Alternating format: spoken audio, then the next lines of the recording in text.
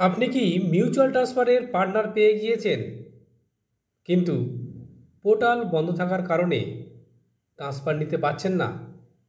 এই ভিডিওটি অবশ্যই দেখুন।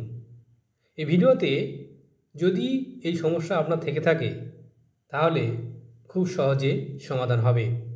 হ্যাঁ বন্ধুরা, অফলাইনে ট্রান্সফারের নির্দেশ পেয়ে যাবেন। কিভাবে?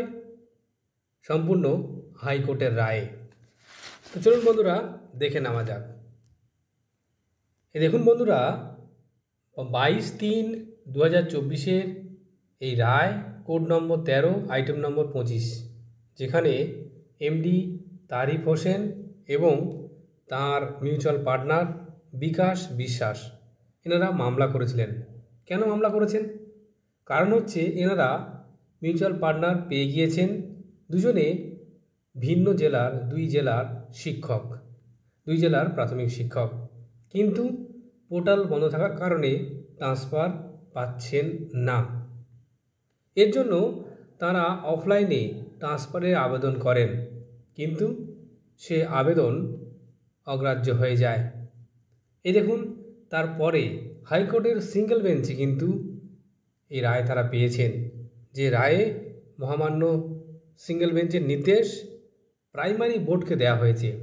বলা হচ্ছে যে যেহেতু উচ্চশিক্ষা পোর্টাল বন্ধ মিউচুয়াল ট্রান্সফারের জন্য, সেই জন্য অবশ্যই অফলাইনে এই দুই শিক্ষকের মিউচুয়াল ট্রান্সফারের প্রসেস করতে হবে। কেন করতে হবে?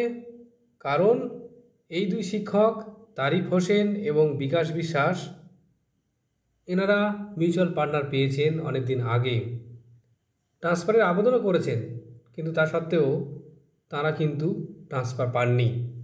যার ফলে প্রাইমারি বোর্ড এবং ডিস্ট্রিক্ট ইন্সপেক্টর অফ স্কুল, যেটা বলা হচ্ছে প্রাইমারি এডুকেশন হুগলি, ওনাদেরকে নির্দেশ দেওয়া হয়েছে যে দ্রুত এই অর্ডার বের হওয়ার পর তাদের অফলাইনে মিউচুয়াল ট্রান্সফারের ব্যবস্থা করতে হবে।